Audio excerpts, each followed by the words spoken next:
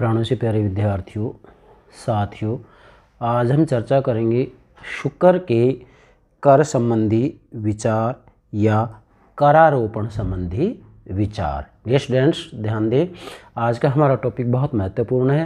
अर्थात शुक्र ने अपनी रचना शुक्र नीति सार के अंतर्गत कर के बारे में क्या विचार दिए हैं, इसकी चर्चा करेंगे। ये स्टूडेंट्स, जब विश्व के अंतर्गत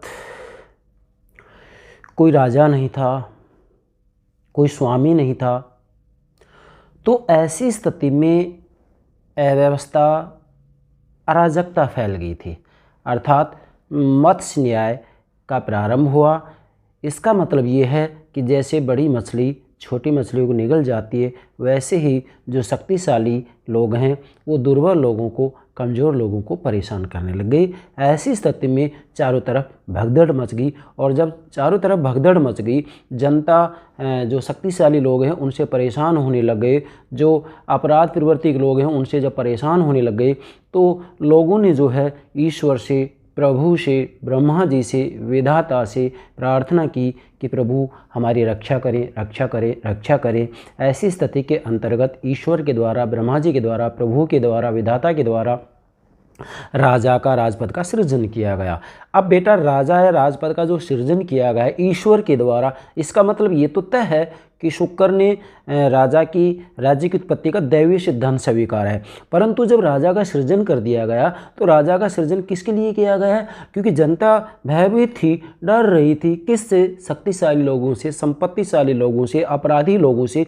तो ऐसी स्थिति में राजा का जो सृजन किया गया है वह जनता के जीवन और संपत्ति की रक्षा के लिए किया गया है। जरा ध्यान दें यहाँ, इसका मतलब ये हुआ कि शुक्र अपनी रचना शुक्र नीति सार के अंतर्गत स्पष्ट रूप में कह रहे हैं कि राजा के द्वारा प्रजा रक्षण और प्रजा रंजन का कार्य किया जाएगा। जरा ध्यान दें यहाँ, यहीं से कर की बात शुरू होगी। फिर क्या कि राजा के द्वारा प्रजा रक्षण और प्रजा रंजन का कार्य किया जाएगा, जिसे कि योगक्षेम भी कहा जाता है। क्या कहा जाता है? योगक्षेम।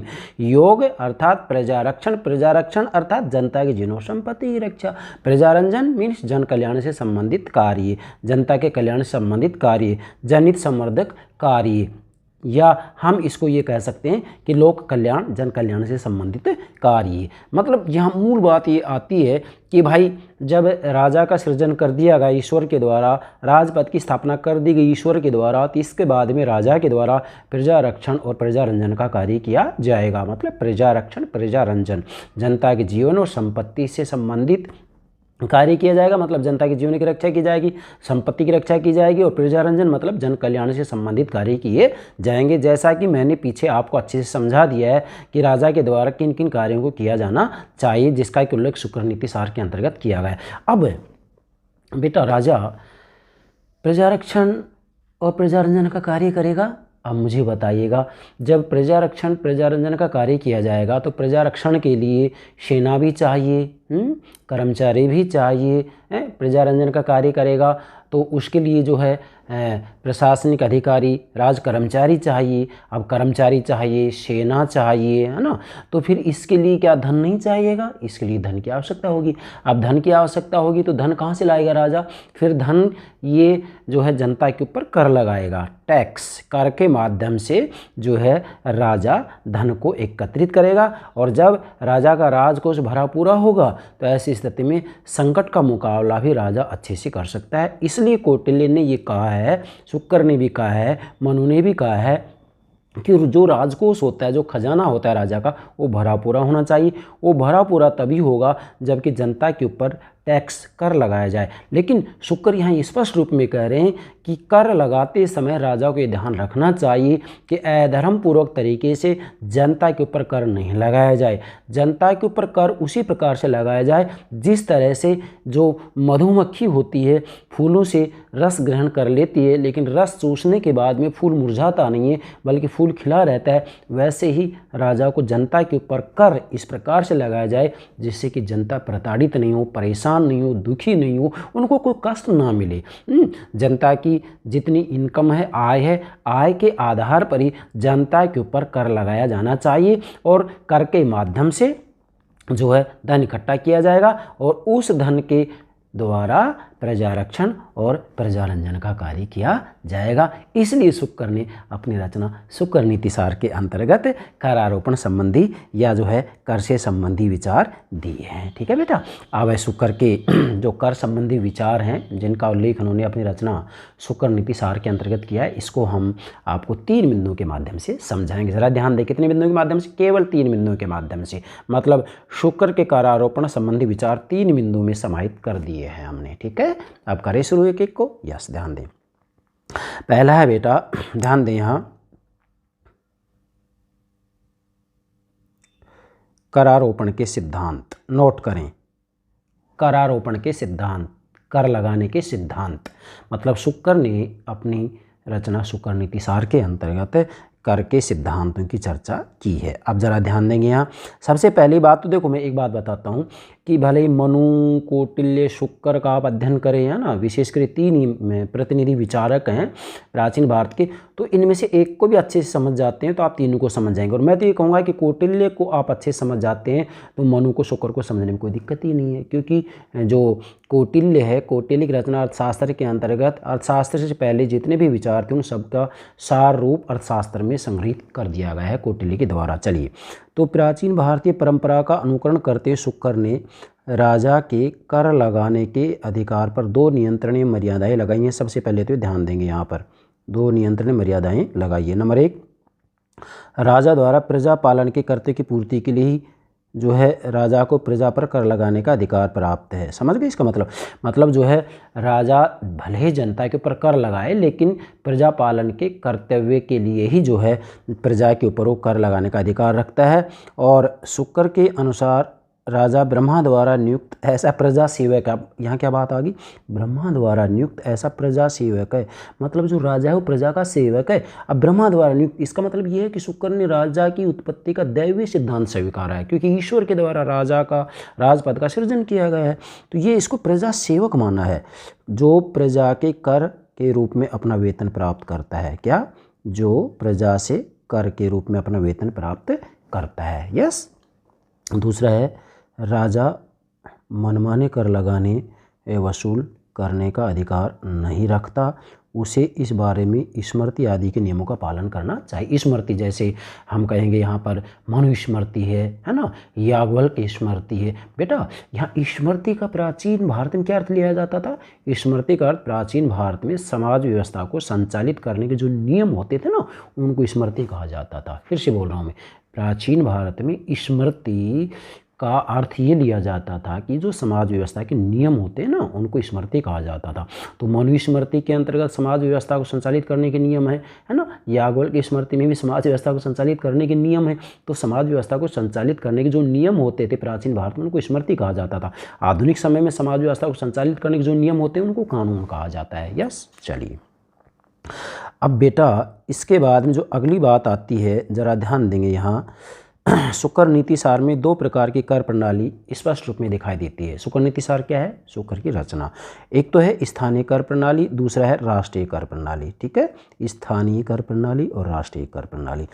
तो स्थानीय कर प्रणाली का उदाहरण इस ग्रंथ के प्रथम अध्याय में दिखाई देता है। शुक्र के अनुसार नगर के गिरोहों की रक्षा या रक्षक पुलिस का भरण पोषण गृहस्थों से प्राप्त वेतन अर्थात कर से किया जाना चाहिए।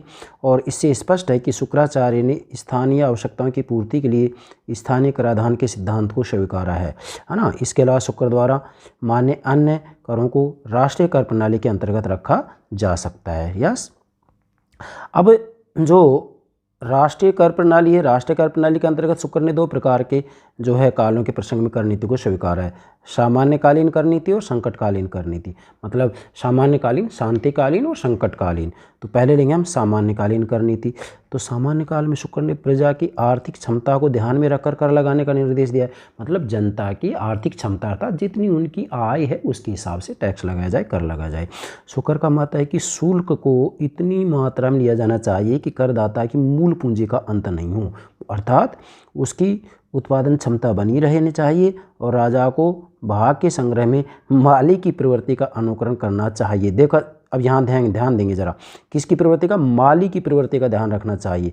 मतलब जैसे जो माली होता है, माली वास्तविक रूप में भाई भले ही फूल है, सब्जी है, तो उसके अंतर्गत वो फूलों को सब्जी को चुन लेगा, लेकिन पेड़ों को थोड़ी ना उखाड़ेगा, है ना। पेड़ उखाड़ देगा तो फिर दोबारा से उसको सब्जी कहाँ से मिलेगी, है, फूल कहाँ से मिलेंगे। तो इसी प्रकार से जो है राजा को भी जनता के ऊपर कर इस रूप में लगाया जाना चाहिए जिससे कि उनकी जो मूल पूंजी है वो बनी रहे, है ना। जैसे जो सब्जी का पौधा होता है, वो पौधा जड़ सहित ना उखाड़ा जाता है माली के द्वारा, बल्कि उसके अंतर्गत जो है पानी दिया जाता है, खाद दिया जाता है, और जैसे वो फल देता है तो उनको तोड़ दिया जाता है। तो ऐसे ही जो है राजा को जनता के ऊपर कर लगाना चाहिए।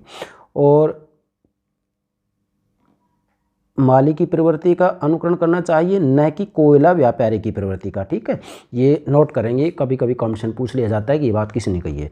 अब करारोपण इस प्रकार किया जाना चाहिए जो राजा एवं प्रजा दोनों के हित में हो, मात्र राजा के हित में नहीं, अन्यथा प्रजा में रोष व्याप्त होगा। मतलब कर टैक्स इस हिसाब से लगाया जाए कि राजा और प्रजा दोनों के हित में हो, ये है ना। अगर मान लीजिएगा प्रजा के ऊपर सीमा से ज़्यादा कर लगाया जाएगा तो जनता में रोष व्याप्त हो जाएगा, जनता आंदोलन करेगी, है ना। जनता ऐसे राजा को पसंद नहीं करेगी।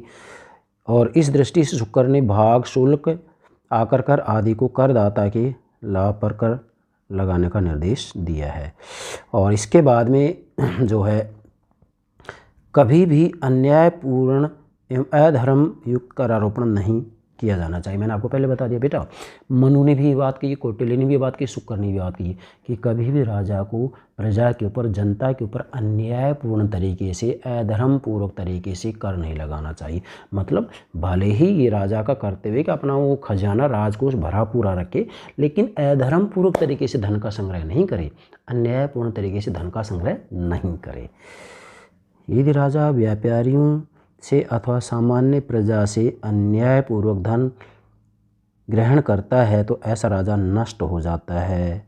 तो ऐसा राजा क्या हो जाता है बेटा, नष्ट हो जाता है। और जो राजा अपने कोष में वृद्धि चाहता है उसे प्रजा पालन का दायित्व अवश्य पूरा करना चाहिए। मतलब जो राजा ये चाहता है कि भाई कोष में, राजकोष में, खजाने में वृद्धि हो, तो इसके लिए उसे प्रजा पालन का दायित्व पूरा करना चाहिए। क्योंकि राजा का जो मुख्य कार्य होता है क्या होता है, प्रजा रक्षण और प्रजा रंजन। प्रजा रक्षण, प्रजा रंजन, जन कल्याण संबंधित कार्य करे, है ना, जनता के जीवन और संपत्ति की रक्षा करे। और अगर इस काम को ये नहीं कर रहा है तो ऐसी स्थिति में उसे कर लगाने का अधिकार नहीं होता है। क्योंकि प्रजा पालन से कोष में वृद्धि होती है, अर्थात भली भांति पोषित प्रजा समय आने पर कर देने में समर्थ होती है। अरे भाई, अगर मान लीजिएगा जनता की स्थिति ही खराब है, जनता की क्षमता ही राजा ने खराब कर दी है, तो फिर वो कर कहाँ से देगा। तो इसलिए सबसे पहले राजा का कर्तव्य है कि जनता को क्षमतावान बनाए। और जब जनता क्षमतावान होगी, उनकी आर्थिक स्थिति सुदृढ़ होगी, मजबूत होगी, तो निश्चित रूप में वो कर भी देंगे। अन्यथा फिर कर देने में वो असमर्थ होंगे और जनता में रोष व्याप्त होगा। तो ऐसी स्थिति में प्रजा का भी यही है और राजा का भी यही है ना। यस, ये तो सामान्यकालीन होगी। इसके बाद में संकटकालीन कर नीति, संकट काल के अंतर्गत कर की नीति। तो संकट काल का मुकाबला करने के लिए राजा को अधिक धन की आवश्यकता होती है। ये तो निश्चित है भाई, भले ही कोई भी संकट है, तो संकट का सामना करने के लिए राजा को धन की आवश्यकता होती है। फॉर एग्जाम्पल, आधुनिक समय को उदाहरण दें, अभी जैसे कोरोना जैसी विश्व महामारी आई है, तो इसमें मुझे बताइएगा, मैं भारत को उदाहरण दे रहा हूँ, तो क्या भारत की सरकार ने जनता को खाने के लिए अन्न नहीं दिया? दिया है। क्या धन से सहायता नहीं की है। अब मान लीजिएगा हमारा अन्न का भंडार भी खाली होता, हमारा कोष भी खाली होता, धन कोष, तो ऐसी स्थिति में जनता की सहायता कहाँ की जाती थी। हमारे पास अन्न का भंडार था, हमारा कोष भरा पूरा था, तो ऐसी स्थिति में सरकार के द्वारा जो है जनता की सहायता की गई। तो इसलिए राजा को ये तो प्रयास करना चाहिए कि राजकोष भरा पूरा हो, है ना। लेकिन जो है अब संकट जैसी स्थिति के लिए क्या होता है, राजा को अधिक धन की आवश्यकता होती है। अतः ऐसे काल में राजा को कर की मात्रा में वृद्धि करने तथा सामान्यतः कर मुक्त मधु पर भी कर लगाने का अधिकार होता है।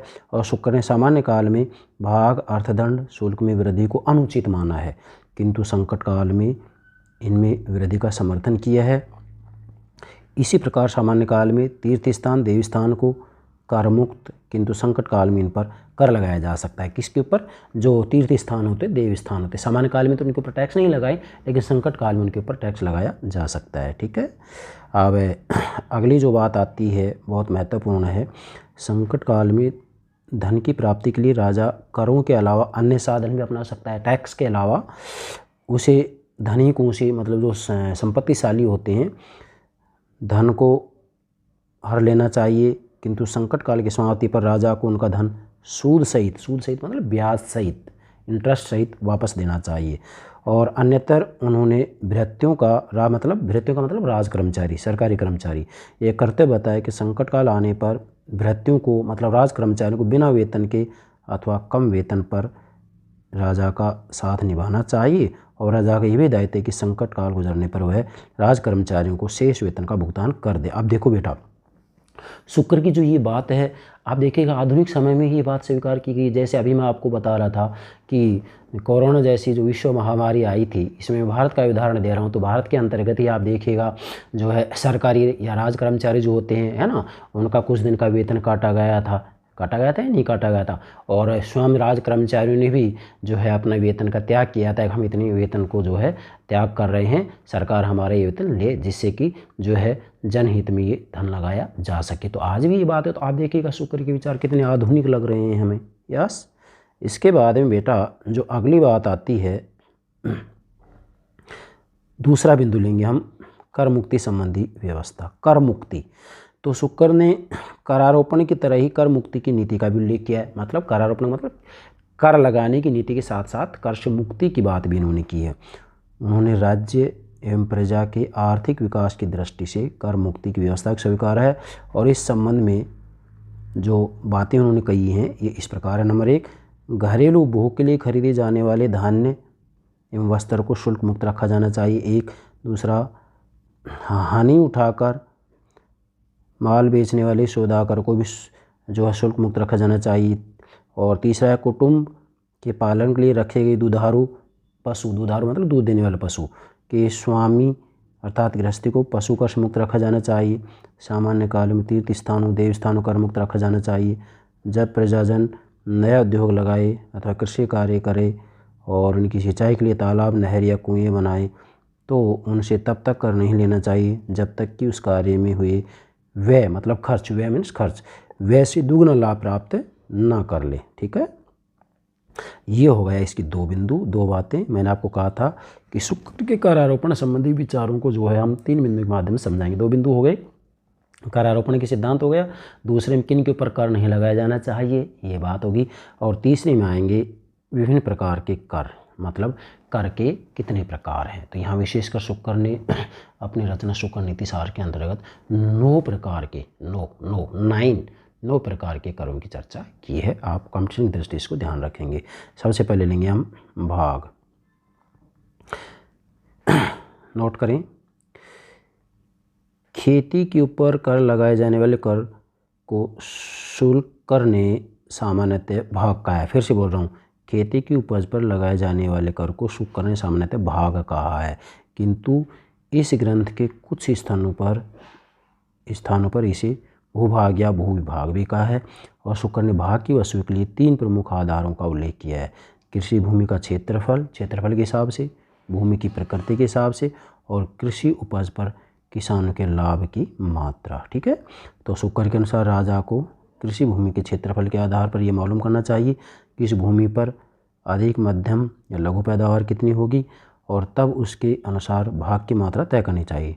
शुक्र ने भूमि की प्रकृति को ध्यान में रखकर भी भाग की मात्रा तय करने की बात कही है ना। राजा को बंजर या पथरीली भूमि से होने वाली उपज का 6ठा हिस्सा, तालाब, नहर या कुएं से सिंचित भूमि से होने वाली उपज का 3रा हिस्सा, और वर्षा से सिंचित भूमि से होने वाली उपज का 4था हिस्सा, और नदी से सिंचित भूमि की उपज का आधा हिस्सा भाग मतलब कर के रूप में लेना चाहिए। भाग अर्थात कर।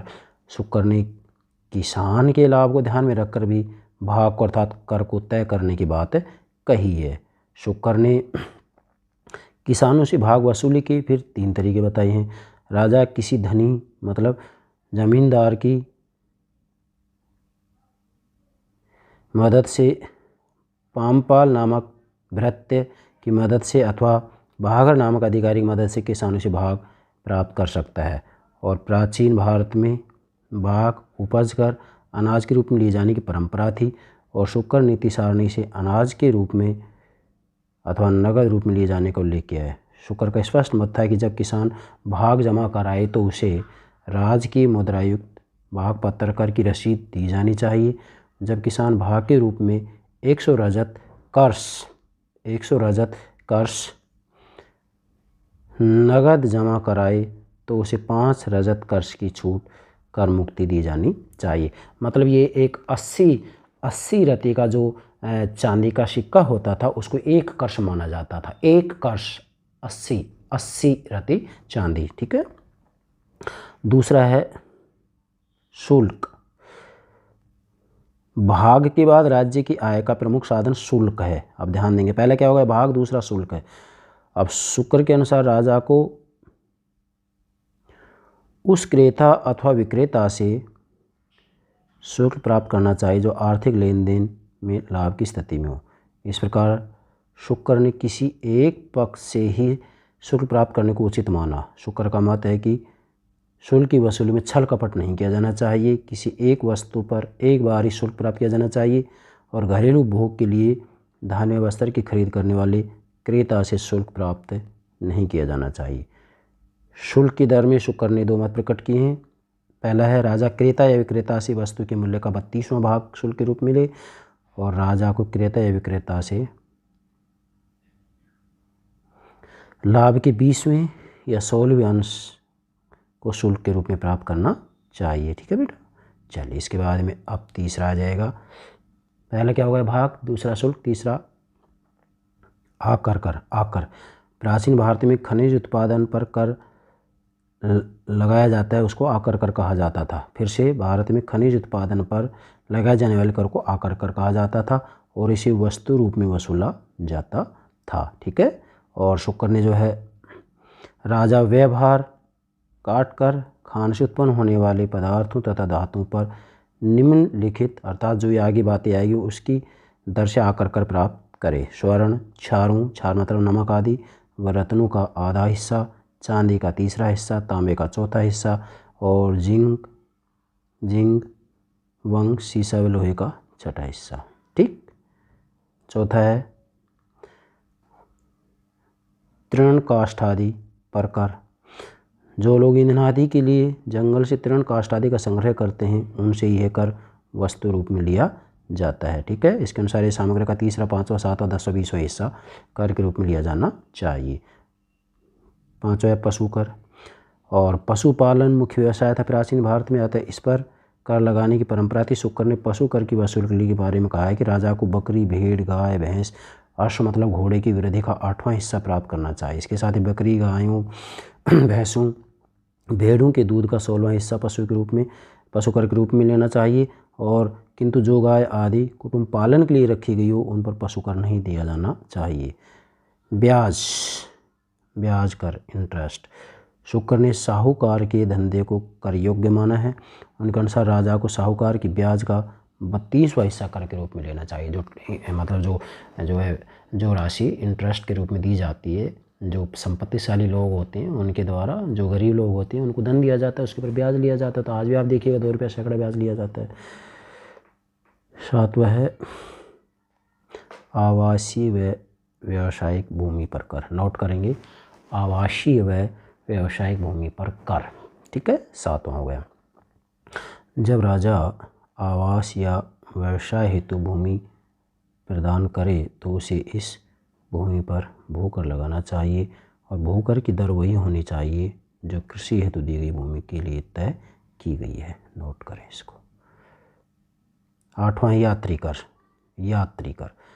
शुक्र ने कहा है कि सड़कों की रक्षा, मरम्मत, सफाई के लिए यात्रियों से कर प्राप्त किया जाना चाहिए। इस प्रकार शुक्र ने स्थल मार्ग के संदर्भ में यात्री कर का उल्लेख किया है, जबकि मनु ने जल मार्ग के संदर्भ में कर का जिक्र किया है। मनु ने भी चर्चा की है लेकिन जल मार्ग के लिए किया है और इन्होंने जो है स्थल मार्ग के संदर्भ में यात्री कर का उल्लेख किया है। तो आपको ये अंतर ध्यान रखना है। शुक्र ने स्थल मार्ग के लिए कहा है और मनु ने जल मार्ग के लिए कहा है। ठीक है, मैंने पीछे चर्चा भी कर दी इसकी। और अंतिम 9वां है दस्तकारों व कलाकारों पर कर। 9वां लिखें, दस्तकारों व कलाकारों पर कर।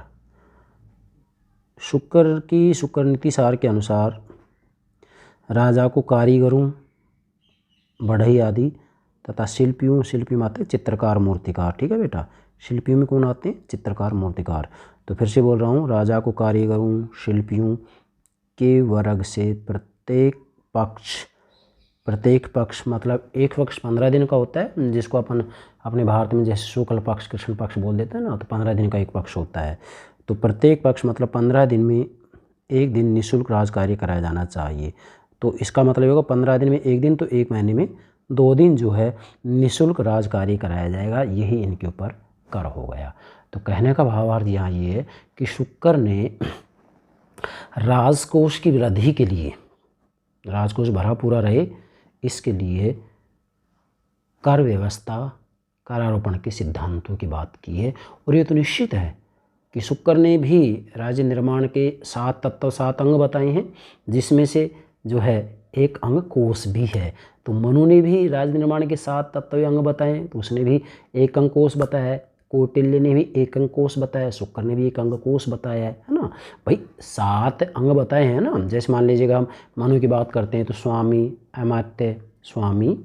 अमात्य, पूर्व, राष्ट्र, कोष, सेना और मित्र, 7 अंग हो गए ना। तो इसमें कोष की चर्चा आ गई। तो मनु ने भी कोष की चर्चा की, कौटिल्य ने भी कोष की चर्चा की, शुक्र ने भी कोष की चर्चा की। मतलब राज्य निर्माण के 7 तत्व या अंग प्राचीन भारतीय माने जाते थे, जिसको कि सप्तांग राज्य की अवधारणा की संज्ञा दी जाती थी या सप्तांग सिद्धांत की संज्ञा दी जाती थी। तो ये बात मनु ने भी कही, कौटिल्य ने भी कही, शुक्र ने भी कही है। और सभी इस बात के ऊपर सहमत हैं कि राजकोष भरा पूरा होना चाहिए। राजकोष भरा पूरा तभी होगा जबकि जनता के ऊपर धर्मपूर्वक तरीके से, न्यायपूर्वक तरीके से कर लगाया जाए। कर के माध्यम से धन संग्रह किया जाएगा। और राजा को कर लगाने का अधिकार तभी होगा जबकि वो प्रजा पालन करे। अगर राजा जनता के जीवन की रक्षा नहीं कर पा रहा है, संपत्ति रक्षा नहीं कर पा रहा है, जन कल्याण संबंधी कार्य नहीं कर पा रहा है, मतलब मूल बात यह है कि राजा जो है प्रजा रक्षण, प्रजा रंजन का कार्य करने में असमर्थ है, राजा योगक्षेम का कार्य करने में असमर्थ है, तो ऐसी स्थिति में राजा को प्रजा के ऊपर कर लगाने का कोई अधिकार नहीं है। राजा प्रजा के ऊपर तभी कर लगा सकता है जबकि राजा प्रजा पालन करे, मतलब राजा प्रजा रक्षण और प्रजा रंजन के कार्य को ईमानदारी से पूरा करे, तो ही राजा प्रजा के ऊपर, जनता के ऊपर कर लगा सकता है। और उस कर से जो जनता के ऊपर लगाया जा रहा है, उस कर से प्रजा पालन करे, प्रजा के पालन के ऊपर उस धन को व्यय अर्थात खर्च करे। ये हो गया शुक्र के कर संबंधी विचार। मुझे पूरा विश्वास है आप शुक्र की रचना शुक्र नीति सार में जो कर संबंधी या करारोपण संबंधी विचार दिए गए हैं उनको बेहतर तरीके से समझ गए होंगे। यस बेटा, okay, thank you very much, thank you very much.